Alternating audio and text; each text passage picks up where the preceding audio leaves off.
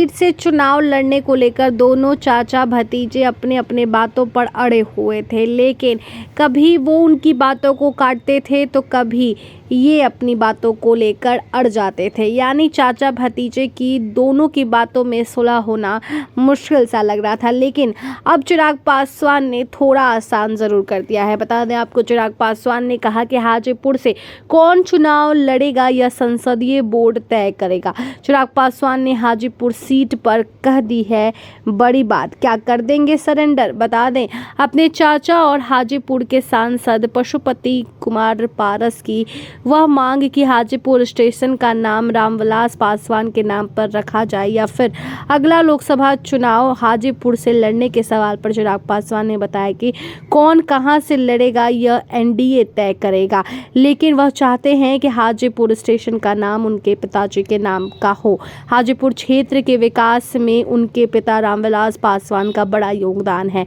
उनके बाद हाजीपुर देखना उनकी जिम्मेदारी है। साथ ही जमुई के लोगों का प्यार और स्नेह मिला है। मेरा राजनीतिक करियर यहाँ से शुरू हुआ है तो मैं इसे भी नहीं छोड़ूंगा। इसलिए हमेशा कहता हूँ कि जवानी में जमुई आया तो बुढ़ापा में यहाँ से जाऊंगा। साफ तौर पर चिराग पासवान ने बड़ी बात कहते हुए नजर आए हैं। हाजीपुर सीट को लेकर क्या सुलह हो जाएगा, क्या योगदान चाचा के तरफ दिखेगा, सुनिए क्या कुछ बोल रहे हैं चिराग पासवान। चुनावी गणित है कौन कहां से चुनाव लड़ता है, बट हाँ, एक पुत्र होने के नाते मेरी बड़ी जिम्मेदारी हाजीपुर के प्रति है।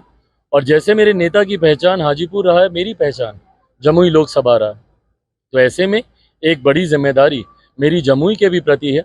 आने वाले दिनों में कौन कहां से चुनाव लड़ता है, ये गठबंधन और गठबंधन के बाद पार्टी का संसदीय बोर्ड ये फैसला करेगा। बट हाँ, जिस बात को मैंने बार बार कहा कि युवा अवस्था में आया था, बुजुर्ग होके जाना चाहता हूँ, क्योंकि जमुई से मेरा रिश्ता सिर्फ एक सांसद और जनता का रिश्ता नहीं है। यह अनुभव मैंने पिछले 8-9 सालों में किया है। जमुई की जनता जिस तरीके से मुझे एक बेटे के तौर पर, भतीजे के तौर पर, यहाँ के युवा अपने भाई के तौर पर, अपने दोस्त, अपने साथी के तौर पर जिस तरीके से मुझे गले लगाते हैं, जिस तरीके से मुझे प्यार आशीर्वाद मेरे जीवन के सबसे कठिन दौर में, जिस तरीके से जमुई की जनता ने मेरे पिता के निधन के बाद मुझे सर आंखों पर बैठाया, मेरा मार्गदर्शन किया, तो ऐसे में व्यक्तिगत तौर पर ये बनाए हुए संबंध है जिसको मरते दम तक मैं निभाऊंगा। India versus